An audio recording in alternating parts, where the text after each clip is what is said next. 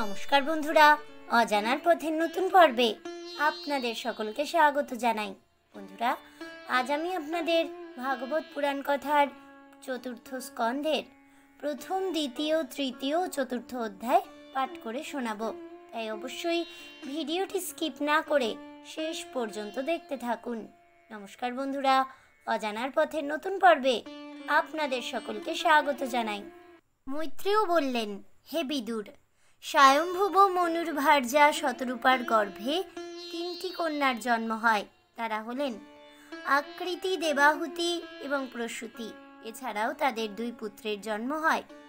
মহারাজ মনু তার পত্নী শতরূপার সম্মতি নিয়ে আকুতিকে তার ভ্রাতা, বর্তমানেও পুত্রিকা ধর্মের আশ্রয় নিয়ে রুচির হস্তে সমর্পণ করেন। পুত্রিকা ধর্ম অনুসারে সমর্পণের অর্থ হল, আমার এই কন্যা ভ্রাতৃহীনা, একে শালঙ্কারে প্রদান করছি। এর গর্ভে যে পুত্রের জন্ম হবে সে পুত্র আমার। এরকম শর্তপূর্বক সম্প্রদানই পত্রিকা বর্ণ। এখানে মনুপুত্র বাহুল্য কামনায় ভ্রাতৃমতী কন্যাকেও পত্রিকা নিয়মে সম্প্রদান করেন। প্রজাপতি রুচি ছিলেন ব্রহ্মতেজের অধিকারী।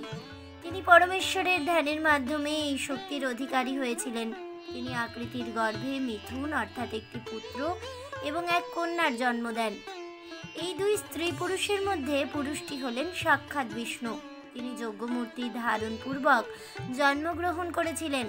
স্ত্রী অংশটি হল দক্ষিণা।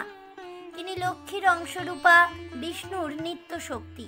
অতএব তাদের পরস্পর বিবাহ বিরুদ্ধ হয়। স্বয়ম্ভুব মনু অত্যন্ত আনন্দিত হয়ে আকুতিপুত্র অতীব তেজস্বী যজ্ঞকে স্বীয় গৃহে আনয়ন করলেন। প্রজাপতি রুচি কেবলমাত্র কন্যা দক্ষিণাকে নিয়েই সন্তুষ্ট থাকলেন। এরপর যজ্ঞ, যিনি সাক্ষাৎ ভগবান শ্রীবিষ্ণু স্বরূপ, তিনি দক্ষিণাকে বিবাহ করলেন, কারণ দক্ষিণা তাকেই বিবাহ করতে অভিলাষিনী ছিলেন। অতঃপর যজ্ঞরূপী স্বীয় পত্নী ও অনুরাগবতী তুষ্টার দক্ষিণার গর্ভে দ্বাদশ সন্তানের জন্ম দেন। তাদের নাম হল তোষ, প্রত্যোষ, সন্তোষ, ভদ্র, শান্তি, ইরস্পতি, ইদ্য, কবি, বিভু, সান্য, সুদেব ও রোদন। স্বয়ম্ভুব মন্বন্তরের এই দুইজন পৌত্র ও দৌহিত্রদের বংশ বিস্তারের মাধ্যমে ওই মন্বন্তর ব্যাপ্ত হয়েছিলেন। প্রতিটি মন্বন্তরে এক মনু, দেবতা, ইন্দ্র, সপ্তর্ষি ও ভগবান বিষ্ণুর অবতার রূপ অংশ, এই 6 প্রকার সৃষ্টি হয়। বৎস বিদুর মনু তার নিজ কন্যা দেবাহুতিকে ঋষি কর্দমের হাতে সমর্পণ করেছিলেন। তাদের আখ্যানের প্রায় সমস্ত কাহিনী তুমি শ্রুত হয়েছ, তবে দেবাহুতির বংশবিস্তার সম্পর্কে এখনো তোমায় কিছু বলিনি। ভগবান মনু তার প্রসূতি নামক কনিষ্ঠা কন্যাকে ব্রহ্মপুত্র প্রজাপতি দক্ষের হাতে সম্প্রদান করেছিলেন। ওই প্রসূতির কৃত সৃষ্টি ত্রিভুবনে বিরাজ করছে। কর্দম ঋষির 9 জন কন্যার সঙ্গে 9 জন ব্রহ্মর্ষিক বর্ণনা পূর্বেই করেছি। এবার তাদের পুত্র পৌত্রাদি ক্রমে বংশবিস্তারের কথা বর্ণনা করছি। তুমি মনোযোগ সহকারে শ্রবণ করো। কর্মকন্যা, যিনি মরীচির সঙ্গে বিবাহে সম্বন্ধিত হয়েছিলেন, তার গর্ভে কশ্যপ ও পূর্ণিমা নামে 2টি পুত্র সন্তানের জন্ম হয়েছিল। তাদের বংশধরগণে জগৎ পরিপূর্ণ হয়েছিল।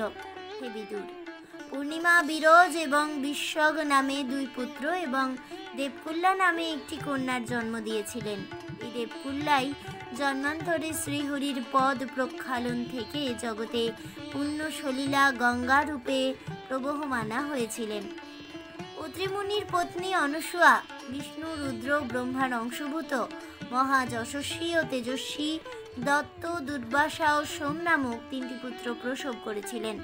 বিদুর জিজ্ঞাসা করলেন, হে গুরুদেব, ব্রহ্মা, বিষ্ণু, রুদ্র 3 সুর শ্রেষ্ঠ বিশ্বের সৃষ্টি, স্থিতি ও প্রলয়ের নিয়ন্তা, তারা কি অভিপ্রায়ে অত্রি গৃহে জন্মগ্রহণ করেছিলেন তা আমার নিকট বর্ণনা করুন। মৈত্রেয় বললেন, প্রজা সৃষ্টির বিষয়ে ব্রহ্মার আদেশ পেয়ে ব্রহ্মবিদগণের মধ্যে শ্রেষ্ঠ অত্রি মুনি পত্নী অনসূয়ার সাথে ঋক্ষ নামক কুল পর্বতে গমন করে তপস্যায় প্রবৃত্ত হয়েছিলেন। সেই ঋক্ষ পর্বতের এক প্রদেশে একটি মনোহর উদ্যান ছিল। সেখানে পলাশ ও অশোক বৃক্ষ রাজিতে স্তবকে স্তবকে পুষ্প শোভিত ছিল। এর নিকটবর্তী প্রবহমান নদীর নাম ছিল নির্বিন্ধা। এই নদীর জল প্রবাহের মধুর শব্দে চতুর্দিক মুখরিত থাকত।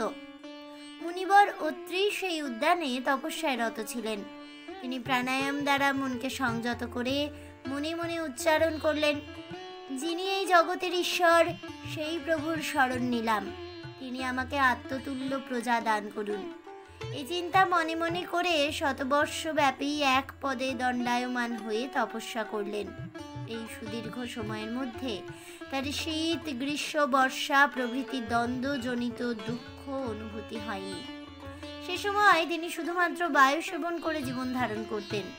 অত্রি মুনির মস্তক থেকে নির্গত প্রাণায়াম রূপ ইন্ধনের যোগে উদ্দীপ্ত বহ্নি দ্বারা ত্রিভুবনে সন্তপ্ত হল। এই দৃশ্য প্রত্যক্ষ করে অপ্সরা, গন্ধর্ব, বিদ্যাধর ও নাগগণের সঙ্গে প্রথিত যশ। ব্রহ্মা, বিষ্ণু, মহেশ্বর সে আশ্রমে গমন করলেন। তাদের আবির্ভাব হওয়া মাত্রই মহর্ষি অত্রি উৎফুল্ল হয়ে উঠলেন।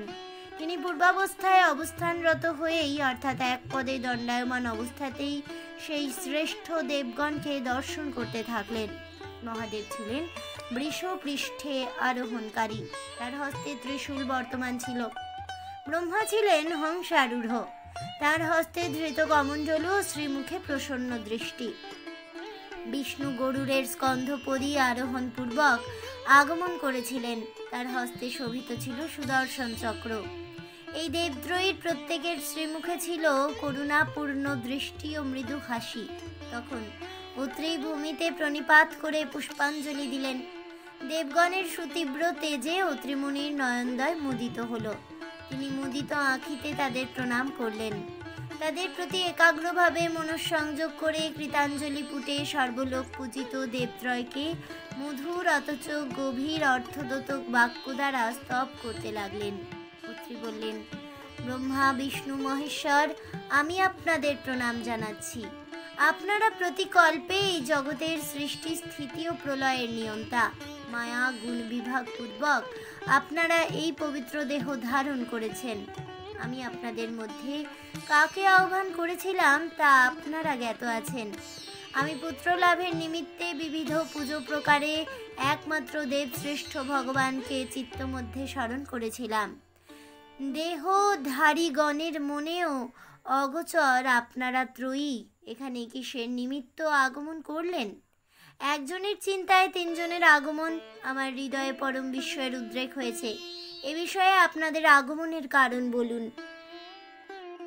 মৈত্রেয় বললেন, বৎস বিদুর, অত্রিমুনির এরূপ নিষ্কপট বাক্যাবলী শুনে দেবশ্রেষ্ঠ ত্রয়ী তাঁকে সহাস্য বদনে উত্তর দিলেন।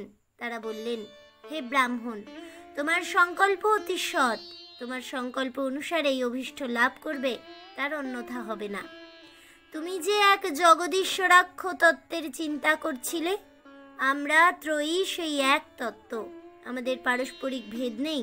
হে মুনি, তোমার কল্যাণ হোক। আমাদের প্রত্যেকের অংশে তোমার বিখ্যাত 3টি পুত্র জন্মগ্রহণ করবে। তাদের দ্বারা তোমার যশ ত্রিলোক ব্যাপ্ত হবে।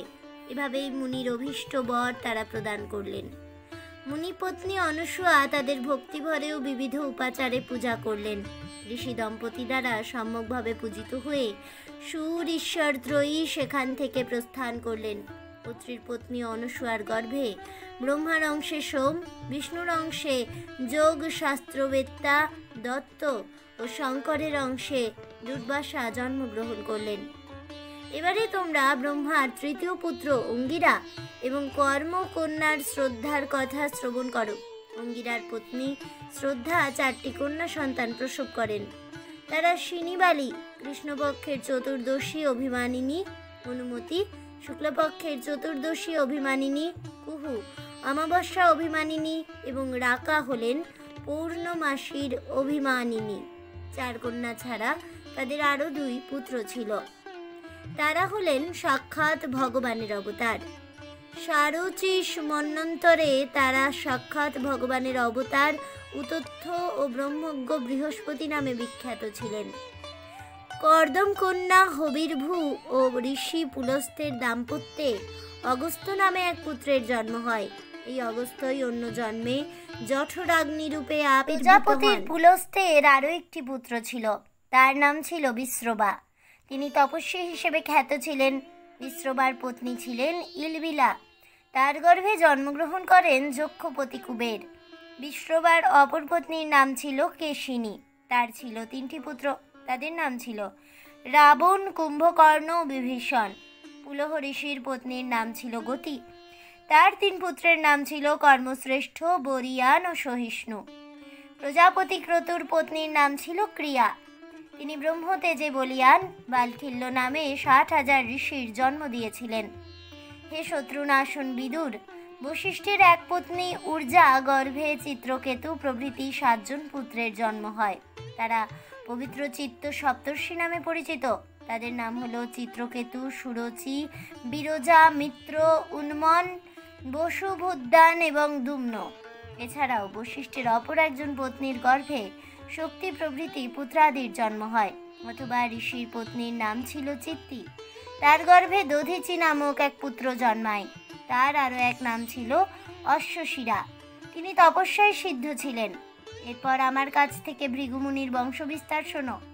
ভৃগু ঋষির ঔরসে তার পত্নী খ্যাতির সঙ্গে ধাতা ও বিধাতা নামে 2 পুত্র জন্মায়। তার একটি কন্যাও ছিল, তার নাম ছিল শ্রী। তিনি অত্যন্ত ভগবত পরায়ণা ছিলেন। ওই কন্যা ভগবত নারায়ণকে পতি রূপে বরণ করেছিলেন। সুমেরু পর্বতাভিমানী দেবতা মেরু তার আয়তি ও নিয়তি নামক 2 কন্যাকে ধাতা ও বিধাতার হাতে সম্প্রদান করেন। ওই 2 কন্যার গর্ভে ধাতা ও বিধাতার ঔরসে মৃক ও প্রাণ নামে 2টি পুত্রের জন্ম হয়। ওই মৃকণ্ডের পুত্র মার্কণ্ডেয় এবং প্রাণের সন্তান হল বেদশিরা। ভৃগুমুনির কবি নামে আরও একটি পুত্রের জন্ম হয়। তার পুত্রের নাম হলো ভগবান উষ্ণা বা শুক্রাচার্য। হে বিদুর, ওই মুনিবৃন্দ প্রজা সৃষ্টির নিমিত্তে বংশবৃদ্ধি ঘটিয়েছেন। তোমার কাছে এতক্ষণ কর্মঋষির দৌহিত্র বংশের কীর্তন করলাম। শ্রদ্ধাপূর্বক ইহা শ্রবণ করলে সকল পাপের উপশম হয়। ব্রহ্মার পুত্র দক্ষ মনুর 3য় কন্যা প্রসূতির সঙ্গে বিবাহ সূত্রে আবদ্ধ হন। তিনি প্রসূতির গর্ভে 16টি কন্যা সন্তানের জন্ম দেন। তারা প্রত্যেকেই ছিলেন নির্মল লোচনা। প্রজাপতি দক্ষ তাদের মধ্যে 13 জনকে ধর্মের হাতে সমর্পণ করেন। এক মেয়েকে তিনি অগ্নির হাতে, একজনকে সম্মিলিত পিতৃগণকে, অপর কন্যাটিকে মহাদেবের হস্তে সমর্পণ করেন। শ্রদ্ধা, মৈত্রী, দয়া, শান্তি, তুষ্টি, পুষ্টি, ক্রিয়া, উন্নতি, বুদ্ধি, মেধা, তিতিক্ষা, স্ত্রী ও মূর্তি, এই 13 কন্যা ধর্মের পত্নী ছিলেন। শ্রদ্ধার সন্তানের নাম ছিল শুভ। মৈত্রীর গর্ভে যে সন্তানের জন্ম হয় তার নাম ছিল প্রসাদ। দয়ার গর্ভজাত সন্তানের নাম ছিল অভয়। শান্তির সন্তান ছিলেন সুখ। তুষ্টি যে সন্তানটি প্রসব করেন তার নাম ছিল হর্ষ। পুষ্টি গর্ভ নামক সন্তানের জন্ম দেন। ক্রিয়ার সন্তানের নাম যোগ। উন্নতি জন্ম দিয়েছিলেন দর্পের। বুদ্ধি প্রসব করেছিলেন অর্থকে। মেধার গর্ভে জন্ম হয় স্মৃতির। তিতিক্ষার সন্তানের নাম ছিল মঙ্গল এবং হ্রি সন্তান রূপে প্রসব করেন বিনয়কে। সকল গুণের উৎপত্তি রূপিণী ছিলেন মূর্তি। তিনি নর ও নারায়ণ নামে 2 জন ঋষিকে প্রসব করেছিলেন। এদের আবির্ভাবে সাধুগণের মন, দিক, সমূহ, বায়ু, নদী, পর্বত আদি প্রসন্ন হয়েছিল। সমগ্র বিশ্ব অত্যন্ত আনন্দমনে তাদের স্বাগত জানিয়েছিল। স্বর্গ থেকে তখন তুর্যধ্বনি ও পুষ্পবৃষ্টি হয়েছিল। আর মুনি সকল দৃষ্টচিত্তে স্তব করেছিলেন। গন্ধর্ব কিন্নরগণ আনন্দিত মনে গান ধরেছিলেন। দেবরমণী কুল পরম কৌতুকে নৃত্যে রত হয়েছিলেন। সে সময় আকাশে বাতাসে প্রসন্ন কল্যাণময় আবহ রচিত হয়েছিল। বেশি আর কি বলবো। ব্রহ্মাদি দেবগণও নানাবিধ স্তবের দ্বারা ওই শিশুদয়ের উপাসনায় ব্রতী হয়েছিলেন। দেবতাগণ এভাবে স্তব করেছিলেন গগনে খচিত গন্ধর্বগণের ন্যায়, যিনি সই মায়ার প্রভাবে এই বিশ্বকে নিজ অধিষ্ঠানে পরিণত করেছেন। সেই পরম পুরুষকে আমরা প্রণাম জানাই। তিনি নিজ আত্মপ্রকাশের নিমিত্তে অধুনা এই ধর্ম সদনে ঋষিমূর্তি রূপে প্রকাশিত। তার অবিস্মরণীয় তত্ত্বাদি আমরাও প্রত্যক্ষ করতে পারি না, কেবলমাত্র শাস্ত্র দ্বারা অনুমোদন করতে পারি। সেই পরমাত্মা ভগবান জগতের নিয়মাদি সমূহ যথাযথভাবে পালনের উদ্দেশ্যেই আমাদের সত্যগুণের দ্বারা দেবতা রূপে সৃষ্টি করেছেন। তার নয়ন যুগল অপরিসীম সৌন্দর্যের আবাসস্থল। তার মনোহর শোভার কাছে কমলের সৌন্দর্য ম্লান হয়ে যায়। সেই কৃপাপূর্ণ নয়নে তিনি আমাদের প্রতি দৃষ্টি দান করুক। বৎস বিদুর, এভাবেই দেবগণ কর্তৃক সম্যকভাবে স্তুত পূজিত হয়ে সেই নরনারায়ণ ঋষিদ্বয় গন্ধমাদন পর্বতাভিমুখে গমন করলেন। ভগবানের অংশোদ্ভূত দুই ঋষি দাপর যুগের শেষার্ধে অর্জুন ও শ্রীকৃষ্ণ রূপে আবির্ভূত হয়েছিলেন। তার নর অংশে অর্জুন ও নারায়ণ অংশে স্বয়ং ভগবান শ্রীকৃষ্ণ ভূভার হরণের জন্য আবির্ভূত হয়েছিলেন। বিদুর, এবার দক্ষের অপর 3 কন্যার নাম ও বংশের কথা বর্ণনা করছি, শ্রবণ করো। অগ্নি অর্থাৎ অগ্নাভিমানী দেবতার পত্নী হলেন স্বাহা। তাদের পুত্ররা হলেন পাবক, পবমান ও সূচি। তারা সকলেই হুতভোগী। সেই পাবক, পবমান ও সূচি নামক অগ্নি থেকে 45টি অগ্নির উৎপত্তি হয়। তারা পিতৃত্রয় ও পিতামহ সহযোগে মোট 49টি অগ্নিরূপে বিরাজিত। বেদজ্ঞ ব্রাহ্মণগণেরা বৈতানিকে অর্থাৎ বেদ প্রতিবিহিত যজ্ঞাদি কার্যে এদের নাম উল্লেখপূর্বক আহুতি দান করেন। অগ্নিদাত্ত, বহিষদ, সোমপ, আজ্জপ এদের পিতৃগণ বলা হয়। এদের মধ্যে যাদের অগ্নি মধ্যে কর্মনিহিত আছে, অর্থাৎ যাদের উদ্দেশ্যে অগ্নিতে হোম করা হয়, তাদের সাগ্নিক বলে, বাকিদের অনগ্নি বলে অভিহিত করা হয়। দক্ষের 15 কন্যা স্বাধা এই সম্মিলিত পিতৃগণের পত্নী। তাদের ঔরসে স্পর্ধার গর্ভে বুয়না ও ধারিণী নামে 2টি কন্যার জন্ম হয়। এই 2 কন্যায় ব্রহ্মবাদিনী এবং জ্ঞান বিজ্ঞানে অতি পারদর্শিনী ছিলেন। এ কুরুশ্রেষ্ঠ দক্ষ কন্যা সতী ছিলেন ভগবান মহাদেবের পত্নী, কিন্তু তিনি পিতা দক্ষের প্রতি রোষবশত যৌবনে যোগ বলে প্রাণ ত্যাগ করায় পুত্রহীনা ছিলেন। পিতা দক্ষ তুচ্ছ কারণে তার স্বামীকে অপমান করায় সতী প্রাণ ত্যাগ করেন।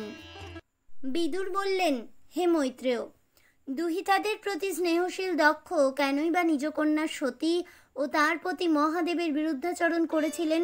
হে মুনি, ওই দেব তো কারো প্রতি বিদ্বেষ পোষণ করেন না।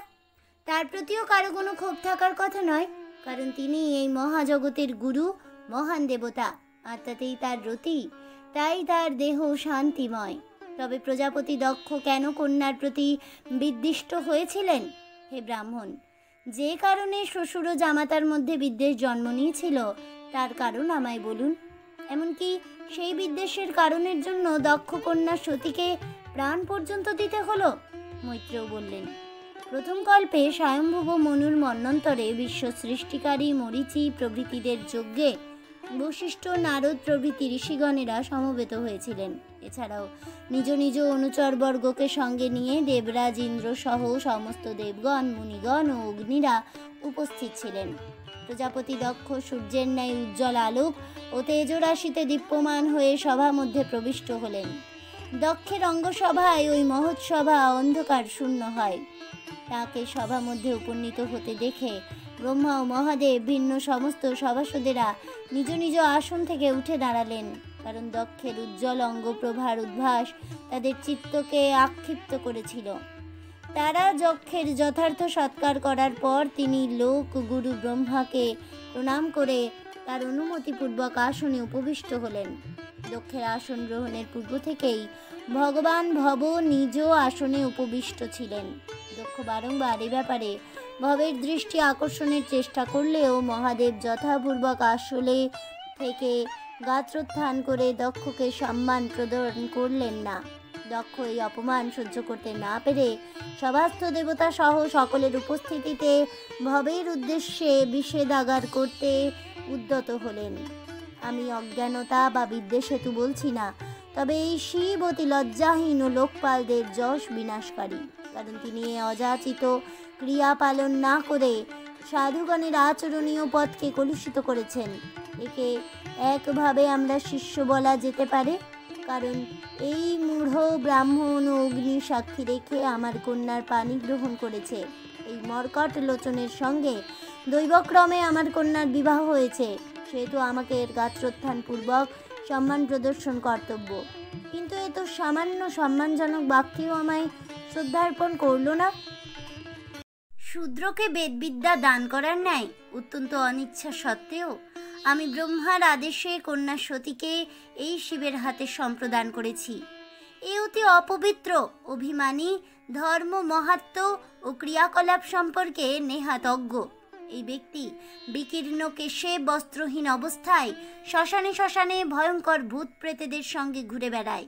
আপন মনে কখনো হাসে, কখনো কাঁদে। সর্বাঙ্গে চিতাভস্ম মেখে মাথায় গলায় মৃত মানুষের অস্থিকেই ভূষণ রূপে পরিধান করে শ্মশানচারীর মতো জীবন কাটায়। নামে মাত্র শিব, বস্তুত এ নিজে অশিব। সতত মাদক সেবন করে দিগ্বিদিক জ্ঞান শূন্য হয়ে থাকে। তমগুণ স্বভাব প্রমথনাথদের প্রতি এই শিব। মাদক সেবনে মত্তজনেরা এর অতি প্রিয় পাত্র। হায় হায়, আমি অত্যন্ত ভুল করেছি। ব্রহ্মার কথায় আমি অতি উন্মাদ, দুরাশয়, শৌচাচার বর্জনকারী দুষ্টচিত্ত শিবের হাতে আমার পরম সাধ্যী কন্যাকে সমর্পণ করেছি। মৈত্রেয় বললেন, হে বিদুর, প্রতিকূল আচরণ শূন্য শিবকে স্থিরভাবে উপবেশনরত দেখে দক্ষ তাকে এভাবেই নিন্দা করলেন। রাগে অন্ধ হয়ে তিনি শিবকে জলস্পর্শ করে অভিশাপ দিতে উদ্যত হলেন। দক্ষ অভিশাপ দিয়ে বললেন, দেবতাগণের যজ্ঞকালীন সময়ে দেবগণের অধম এই শিব কখনোই ইন্দ্রাদি দেবগণের সঙ্গে যজ্ঞের ভাগ পাবে না। হে কুরুশ্রেষ্ঠ, তখন সভা মধ্যে উপস্থিত বিশিষ্ট সভাসদেরা দক্ষকে নানা প্রকারে নিরস্ত করার চেষ্টা করলেন, কিন্তু দক্ষ কারো নিষেধ না মেনে এভাবেই অভিসম্পাত দিয়ে নিজে সভাস্থল পরিত্যাগ করলেন ও নিজে গৃহে গমন করলেন। তারপর গিরিশ অনুচরদের অগ্রণী নন্দীশ্বর এই অভিশাপের বিষয়টি জ্ঞাত হলেন। প্রচণ্ড রাগে রক্তচক্ষু হয়ে তিনি দক্ষকেও শিবনিন্দা সমর্থক সকল ব্রাহ্মণদের অভিশাপ দানে প্রবৃত্ত হলেন।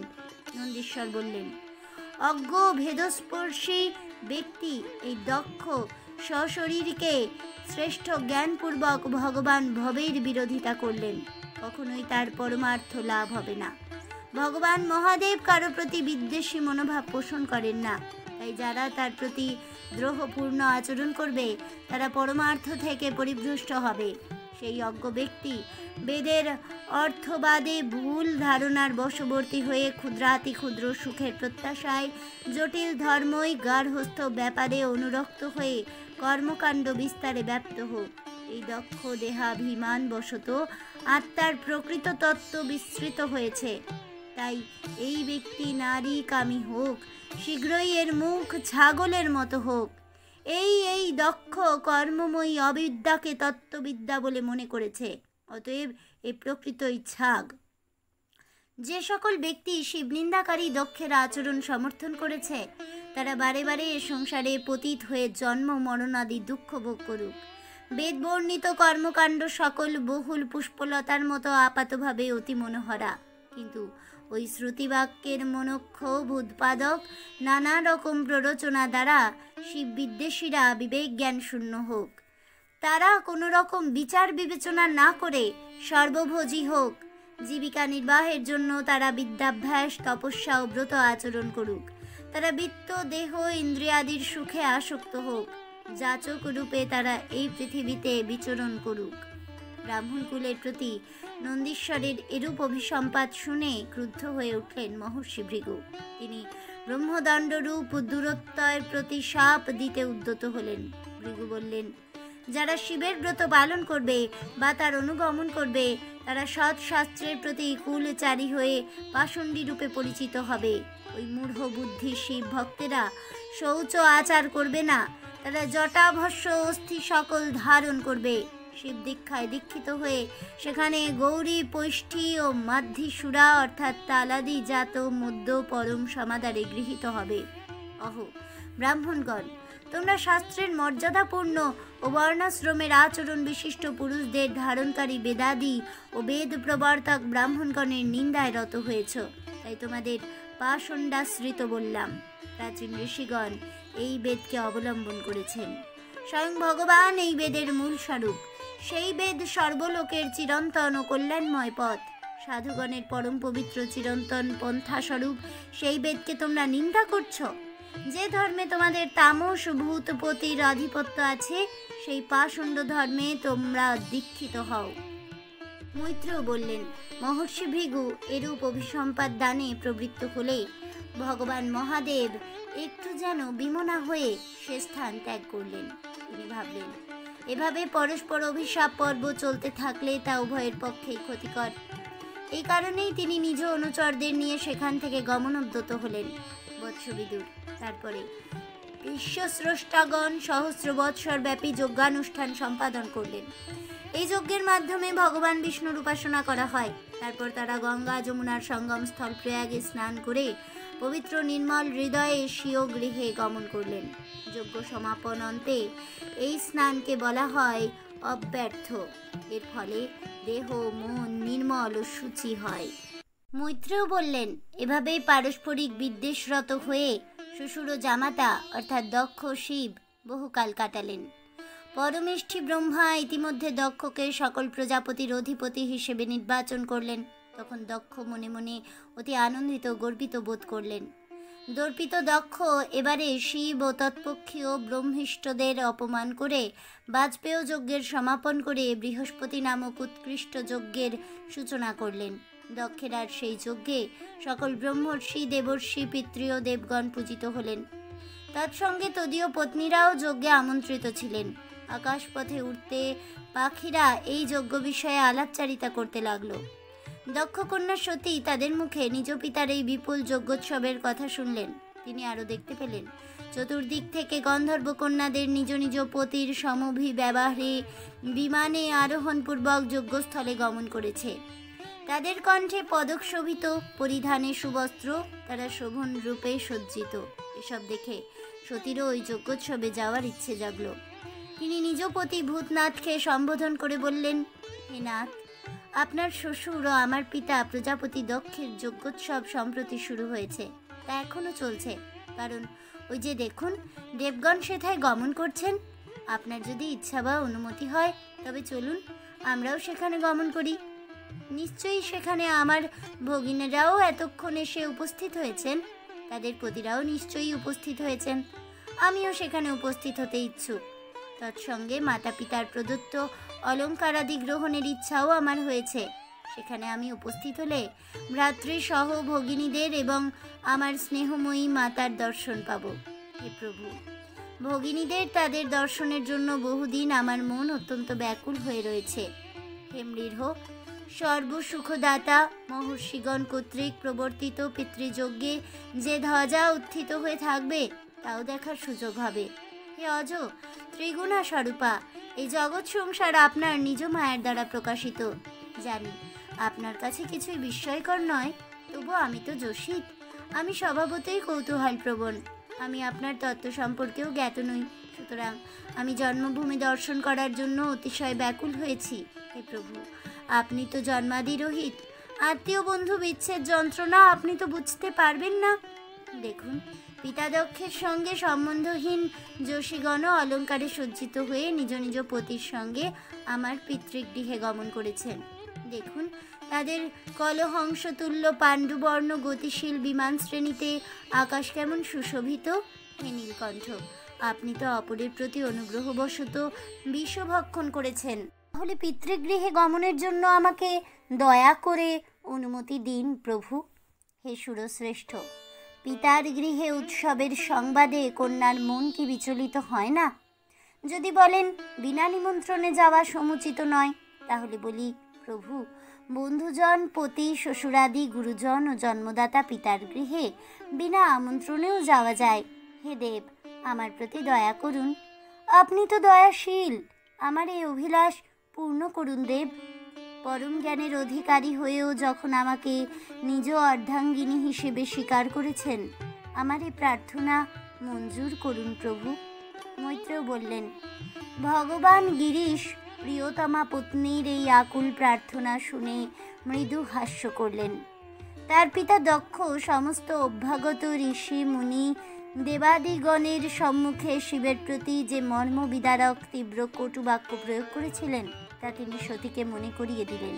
বললেন, হে শোভনী, অনাহুত হয়েও পিতৃগৃহে অনায়াসে গমন করা যায়, এ কথা সত্য।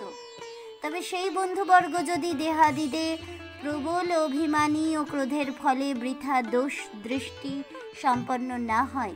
বিদ্যা, তপস্যা, ধন, দেহ, বয়স ও কুল, এই 6টি সজ্জনগণের গুণ ঠিকই, কিন্তু এগুলি অসাধুজনে প্রযুক্ত হলে দোষ রূপে পরিণত হয়ে বিবেক নষ্ট করে। তখন তারা আমি বিদ্বান, আমি তপস্বী প্রভৃতি অভিমানে গর্বিত হয়ে এমনকি মহাত্মবাদের স্বরূপ বুঝতে অক্ষম হয়। এবিধ বন্ধুদের গৃহে যাওয়া তো দূরস্থান, তাদের গৃহের প্রতি দৃষ্টিপাত করাও অনুচিত। তারা অতিশয় অব্যবস্থিত চিত্তের অধিকারী। তাদের গৃহে যখন কোনো ব্যক্তি উপস্থিত হয়, তারা ভূভঙ্গি সহযোগে রোষ কষায়িত নয়নে কুটিল মনে তাদের নিরীক্ষণ করতে থাকে। হে প্রিয়, ওই সকল কুটিল মনা আত্মীয় বন্ধুজনের কটূক্তি থেকে যে মর্মপীড়া অনুভূত হয়, তার জন্য প্রচুর মনস্তাপ ভোগ করতে হবে। শত্রু নিক্ষেপিত বাণ দ্বারা শরীরে আঘাত সে তুলনায় অতি সামান্য, কারণ কিছুকাল পরেই সেই দৈহিক যাতনার উপশম হয়। হে শুভ্র, প্রজাপতি দক্ষ অত্যন্ত মর্যাদার পাত্র, তুমিও তার সর্বাপেক্ষা স্নেহময়ী কন্যা, একথা সত্য।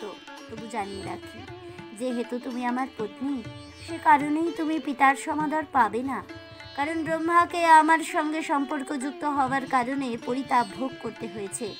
শোনো প্রিয়ে, আমি কিন্তু তোমার পিতা দক্ষের কাছে কোনো অপরাধ করিনি। অহংশূন্য ব্যক্তিবর্গের সমৃদ্ধিতে তার হৃদয় অতি সন্তপ্ত হয়, তাই তিনি দুঃখিত বোধ করেছেন। পুণ্যার্জনের দ্বারা বা সুকীর্তির দ্বারা তিনি কিন্তু কোনোভাবেই ওই সকল মহত্তম ব্যক্তির সমতুল্য স্থান প্রাপ্ত হতে পারবেন না। অসুরাদি যেমন ভগবান শ্রীহরির চিরবিদ্বেষী, তোমার পিতাও তেমনি আমার প্রতি বিদ্বেষপূর্ণ মনোভাব পোষণ করেন। হে সুমধ্যমে, লোকে যে পরস্পর প্রত্যুত গমন বিনয় প্রকাশপূর্বক অভিবাদন করে থাকেন, কিন্তু জ্ঞানী পুরুষেরা সে সমস্ত ক্রিয়া মনে মনে অন্তর্যামী ভগবানের উদ্দেশ্যে সম্পাদন করলেও দেহাভিমানী পুরুষের উদ্দেশ্যে করেন না। আমি অন্তর্যামী দৃষ্টিতে ভগবান বাসুদেবের প্রতি শ্রদ্ধাপূর্বক প্রত্যুত্থানাদি ক্রিয়া করেছিলাম, কাজেই বুঝতে পারছো দক্ষকে কোনরূপ অবমাননা বা অপমান আমি করিনি। বাসুদেব শব্দ উচ্চারণের সঙ্গে সঙ্গে বিশুদ্ধ সত্ত্বগুণে পরম পুরুষ বাসুদেব প্রকাশমান। সেই শুদ্ধ সত্যরূপ কিন্তু ইন্দ্রিয়ের অগোচর ভগবান বাসুদেবকে আমি নিত্যই প্রণাম করি। হে প্রিয়তমা, প্রজাপতি দক্ষের যজ্ঞস্থলে সমস্ত সভাসদদের সম্মুখে দক্ষ আমাকে তীব্র কটুবাক্যে তিরস্কার করেন। তার কটূক্তিতে আমি অত্যন্ত অপমানিত হয়েছি, তাই তিনি আমার মিত্র বা সুহৃদ নন। জানি তিনি তোমার জন্মদাতা, তোমার প্রতি অতি প্রিয় শ্রদ্ধার জন, তবু তার বা তার প্রতি সমর্থনশীল ব্যক্তিগণের সমীপে গমন তোমার পক্ষে সমুচিত কাজ হবে না। যদি আমার উপদেশ লঙ্ঘন করে সেখানে অভিগমন করো, তাহলে তোমার তো বটেই, কারো পক্ষেই সুখকর হবে না। সুপ্রতিষ্ঠিত ব্যক্তির যদি কখনো সজ্জন দ্বারা অপমানিত হতে হয়, তবে তা মৃত্যুর সমান কারণ বলেই কল্পনা করা যায়। মৈত্রেয় বললেন, ভগবান শঙ্কর মনে মনে ভাবলেন, উভয় ক্ষেত্রেই সতীর অঙ্গনাশের সমূহ সম্ভাবনা রয়েছে। পিত্রালয়ে গেলেও অমঙ্গল হবার আশঙ্কা, আবার না গেলেও অকল্যাণের সম্ভাবনা, তাই তিনি সতীকে দক্ষালয়ে গমনে অনুমতি দিলেন না, বারণও করলেন না। উপরোক্ত উপদেশাবলী দিয়েই ক্ষান্ত হলেন। এদিকে সতী অস্থির হয়ে পড়লেন, এদিকে বন্ধু ও পিতামাতার সন্দর্শনে যাবার বাসনায় ঘর থেকে বাইরে যান, আবার ভবের ভয়ে পুনরায় ঘরে প্রবেশ করেন। তারও চিত্ত দুভাবে বিক্ষুব্ধ হলো। বন্ধুবর্গের সঙ্গে মিলন বাসনা চরিতার্থ হলো না দেখে অতি দুর্মনা ও ক্রন্দনশীল হয়ে উঠলেন। তারপর অতুল্য পুরুষ ভগবান ভবকে যেন নয়নাগ্নিতে দগ্ধ করার বাসনায় তার দিকে সক্রোধে কটাক্ষপাত করলেন। তখন রাগে উত্তেজনায় তার সমস্ত শরীর কম্পিত হচ্ছিল। সাধারণ রমণীর ন্যায় হিতাহিত বিবেচনা রহিত হয়ে শোক ও ক্রোধে আকুল হলেন তিনি। তারপরে ক্রমাগত দীর্ঘ নিঃশ্বাস ত্যাগ করে পিতৃগৃহের অভিমুখে গমনোদ্যত হলেন। সতী একাকী দ্রুত পদক্ষেপে গমন করতে উদ্যত হলেন। তখন পার্শ্বদ যজ্ঞগণের সহিত সহস্রাধিক রুদ্রের অনুচরগণ তৎক্ষণাৎ শিবজায়া সঙ্গে নিয়ে তার পশ্চাৎ গমন করলেন। রুদ্রানুজদের মধ্যে সতীকে বৃষপৃষ্ঠের আরোহণ করালেন, তাকে উপযুক্ত শয্যায় সজ্জিত করা হলো। শারিকা, কন্দুক, দর্শন, পদ্ম প্রভৃতি ক্রীড়া উপকরণ এবং শ্বেতচ্ছত্র, ব্যজনমালা প্রভৃতি রাজোচিত বিভূতি সতীকে তারা প্রদান করলেন। তাছাড়া সঙ্গীতের নানাবিধ উপকরণ, শঙ্খ, দুন্দুভি, বাঁশি প্রভৃতিও তার শোভা বৃদ্ধি করল। রুদ্র অনুচরেরা শতপ্রবৃত্ত হয়ে সতীর দক্ষালয়ে গমন করাতে উদ্যত হলেন। তারপর সতী এসে উপস্থিত হলেন পিতার আলয়ে। তার মনে ক্ষোভ প্রশমিত হয়ে শুধুই অপার তৃপ্তি, প্রগাঢ় আনন্দ। তিনি যজ্ঞস্থানে এসে উপস্থিত হলেন। সেখানে তিনি দেবতা ও ব্রহ্মর্ষিদের স্থানে স্থানে উপবিষ্ট দেখতে পেলেন। বেদপাঠের মন্ত্রধ্বনির সঙ্গে যজ্ঞের পশুবধের কোলাহল মিশ্রিত হয়ে যাচ্ছিল। সেই স্থানে মাটি, কাঁচ, লোহা, সোনা ও চর্মের বিভিন্ন ধরনের ও বিভিন্ন আকৃতির পাত্র সজ্জিত ছিল। এগুলির মধ্যে যজ্ঞের অপ্রয়োজনীয় জিনিসপত্র রাখা হয়েছিল। দক্ষ সতীকে যেন দেখেও দেখতে পেলেন না। তিনি সতীকে কোনো রকম আদর আপ্যায়ন না করায় যজ্ঞস্থলে উপস্থিত অন্য কোনো ব্যক্তি সতীর সমাদর করল না। কিন্তু তার জননী ও ভগিনীরা সতীকে দেখে অতি আনন্দিত হলেন। তাকে বক্ষলগ্ন করে আনন্দাশ্রুতে স্নান করিয়ে দিলেন। আবেগে তাদের কণ্ঠ রুদ্ধ হলো। কিন্তু সতীর হৃদয়ে ঘোর অসন্তোষ জাগ্রত হলো। পিতা অবজ্ঞা করায় যে অপমান তার হলো তা তিনি কিছুতেই বিস্মৃত হলেন না। সেই জ্বালার ক্ষতে মাতৃস্নেহ ও ভগ্নী প্রেম প্রলেপ লাগাতে ব্যর্থ হলো। মাতা ও মাতৃ স্বসাদের প্রদত্ত অলঙ্কারাদি তিনি প্রত্যাখ্যান করলেন। সতী বুঝতে পারলেন তার পিতার আয়োজিত এই যজ্ঞে রুদ্রের কোনো স্থান নেই। মহাদেবকে এখানে আহ্বান না করে দক্ষ তাকে চূড়ান্ত অবজ্ঞা করেছেন। সতীও এখানে অনাদৃতা। এরূপ মনে করায় তার কর্ণে মাতা ও ভগ্নীগণের কুশল প্রশ্নাদি ও প্রেমপূর্ণ বাক্য কিছুই প্রবেশ করল না। ক্রোধ যেন তার সর্বশরীর দগ্ধ করতে লাগলো। মনে হলো তিনি যেন এই বিশ্ব সংসার নিমেষে ভস্ম করে ফেলবেন। তার সেই তেজ থেকে আবির্ভূত ভূতাদিকে নিমন্ত্রণ করে সতী রোষপূর্ণ স্থলিত বাক্যে অতিথি অভ্যাগতদের সামনেই পিতা দক্ষের নিন্দা করতে শুরু করলেন। দক্ষ ছিলেন কর্মমার্গে বহুধা পরিশ্রমী, দর্পিত ও শিব বিদ্বেষী। সতী বলতে থাকেন, পিতা, ইহলোকে শিব অপেক্ষা শ্রেষ্ঠ অন্য কিছুই নেই। তার প্রিয় বা অপ্রিয় বলেও কিছু নেই। তিনি আত্মাদির কারণ স্বরূপ। দেহধারীগণের অত্যন্ত প্রিয় হলো এই আত্মা। তিনি মুক্তি এবং কারোর প্রতি তিনি শত্রুতা ভাবাপন্ন নন। অজাত শত্রু সেই ভগবান মহাদেবের প্রতি আপনি ব্যতীত আর কোনো ব্যক্তি প্রতিকূল আচরণ করতে অক্ষম। হে দ্বিজ, আপনার মতো কোনো কোনো ব্যক্তি অপরের চরিত্রে কেবল দোষ অনুসন্ধান করেন। তারা অসাধু কর্ম করেন না। তারা অন্যের যৎসামান্য গুণকেও সবিস্তারে কীর্তন করেন এবং স্বীকার করেন। আপনি তার দৃশ্য সর্বোত্তম ভবেরও দোষ অনুসন্ধান করেছেন। এ কথা ঠিক। যারা এই জড়দেহকেই সারবস্তু বলে মনে করে তাদের পক্ষে ঈর্ষাপরায়ণ হওয়া কিছুই আশ্চর্য নয়। দেহাত্মাভিমানী দুজন পুরুষের পক্ষে মহজ্জনের নিন্দা কখনোই আশ্চর্যের তো নয়, বরং তাদের পক্ষে অতি স্বাভাবিক কর্তব্য। কারণ সাধু ব্যক্তিরা নিজ নিন্দা সহ্য করলেও তাদের পাদরেণু তা সহ্য করে না। নিজে অমঙ্গল স্বরূপ হয়ে আপনি কিনা তার প্রতি বিদ্রোহী হতে চাইছেন? আপনারা বোধহয় শিব নামে সেই অশিব দেবের তত্ত্ব সম্পর্কে অজ্ঞাত। যে শিব জটা ধারণ পূর্বক ভস্য মেখে শ্মশানে ঘাটে বিচরণ করেন, শিবের সেই চরণ বিগলিত নির্মাল্য মাথায় ধারণ করে নিজেদের ধন্য মনে করেন ব্রহ্মাদি দেবগণ। কোনো ব্যক্তির যদি বিশেষ ক্ষমতা না থাকে তাহলে স্বামী নিন্দা না শুনে সে স্থান থেকে প্রস্থান করা কর্তব্য। যদি সামর্থ্য থাকে তবে নিন্দাকারীর জিহ্বা বল প্রয়োগ দ্বারা ছেদন করে আপনার প্রাণ বিসর্জন দেওয়া শ্রেয়। আপনি আমার পিতা, আমার স্বামী শিবের নিন্দাকারী।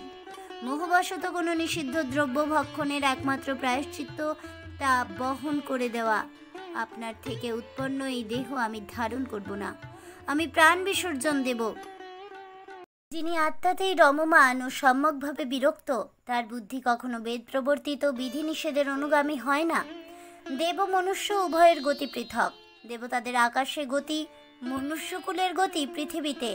প্রবৃত্তি মার্গ বা নিবৃত্তি মার্গ যেদিকেই হোক না কেন, ভিন্ন ধর্মাস্থিত ব্যক্তির কখনোই অন্য ধর্ম ও ধর্মাশ্রিত পুরুষের নিন্দা সমীচীন নয়। বিশেষ বিবেচনাপূর্বক বেদে এই দুই প্রকার কর্মের বিধান দেওয়া আছে। প্রবৃত্তি ও নিবৃত্তি দুই সত্য, কিন্তু ওই দুই কর্ম একই সময়ে একই কর্তাতে প্রযুক্ত হলে তাকে নিষ্কর্ম বলা হয়। পরম ব্রহ্মস্বরূপ ভগবান শঙ্করের তাই কোনো কর্মী উপস্থিত হয় না। হে পিতা, আপনি মহাদেবের যে দোষগুলি উল্লেখ করেছেন, যথা চিতা ভস্মমর্দিত অঙ্গ, নগ্নতা প্রভৃতি, কিন্তু তার ভোগ সম্পত্তির অভাব কি করে বললেন? আমাদের যে অনিমাদি ঐশ্বর্য আছে তা আপনি কখনো চোখেও দেখেননি। আপনাদের যাবতীয় ঐশ্বর্য তো কেবল যজ্ঞশালাতে অবস্থিত। যজ্ঞের অন্নে যাদের পরিতুষ্টি হয়, কর্মকাণ্ড পথাশ্রিত পুরুষেরা তা ভক্ষণ করে থাকে। আমাদের ঐশ্বর্যাদি সেরূপ নয়। ইচ্ছামাত্র তা অব্যক্ত ব্রহ্মজ্ঞ ব্যক্তিবর্গ তার সেবা করে যাবেন। আপনি ভগবান মহাদেবের প্রতি বিদ্বেষ মনোভাবাপন্ন, তাই আপনার থেকে জন্ম হয়েছে বলে আমার অতিশয় লজ্জাবোধ। যে ব্যক্তি মহতের অভিপ্রায়কারী নয়, তাকে জন্মদাতা পিতা হিসেবে ভাবতে আমার মনে ধিক্কার জন্মাচ্ছে। ভগবান মহাদেব যখন পরিহাস ছলে আমাকে দাক্ষায়ণী নামে সম্বোধন করেন, আপনার সঙ্গে সম্বন্ধবাচক নাম শুনে আমার যাবতীয় হাস্য অন্তর্হিত হয়। মনে মনে অত্যন্ত দুঃখিত বোধ করি। সে কারণে আপনার অঙ্গজ এই দেহ আমি এখনই পরিত্যাগ করব। মৈত্রেয় বললেন, হে বিদুর, যজ্ঞস্থলে পিতার উদ্দেশ্যে এরূপ ক্ষোভ ও নিন্দাবাক্য বলে সতী মৌনী হয়ে উত্তরমুখে ভূমিতে উপবেশন করলেন।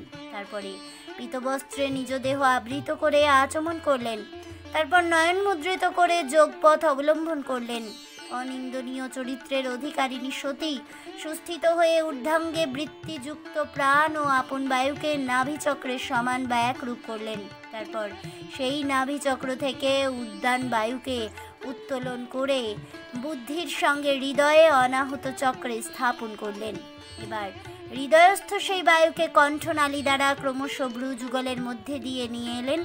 মনস্বিনী সতী নিজ পিতার প্রতি অভিমানে ও ক্রোধে সর্বাঙ্গে বায়ু ও অগ্নির প্রাদুর্ভাব করতে লাগলেন। তারপর তিনি নিজ পতি জগৎগুরু মহাদেবের চরণপদ্মের মকরন্দ চিন্তা করতে লাগলেন। তখন ভজনানন্দ অনুভূত হওয়ায় তার দেহ থেকে সমস্ত কলুষ দূরীভূত হলো। দক্ষ কন্যা বলে তার মনে যে অভিমান রূপ কলুষ ছিল তা বিনাশিত হয়ে সমাধি সমুৎপন্ন বহ্নিতে প্রজ্বলিত হলো। মহদেবাদিগণের ও পরম পূজনীয় মহাদেবের অতি আদরিণী সতী নিজ দেহ ত্যাগ করলেন। আজ এ পর্যন্তই। জয় পরম পুরুষ ভগবান শ্রী বিষ্ণুর জয় হোক। জয় হোক ভগবান শ্রীহরি শ্রীকৃষ্ণের। জয় হোক সকল হরি ভক্তগণের। জয় হোক ভাগবত পুরাণের। এই বলে আমার আজকের ভিডিওটি আমি এখানেই শেষ করছি। হরে কৃষ্ণ কৃষ্ণ কৃষ্ণ হরে হরে, হরে রাম রাম রাম হরে হরে, রাধে রাধে।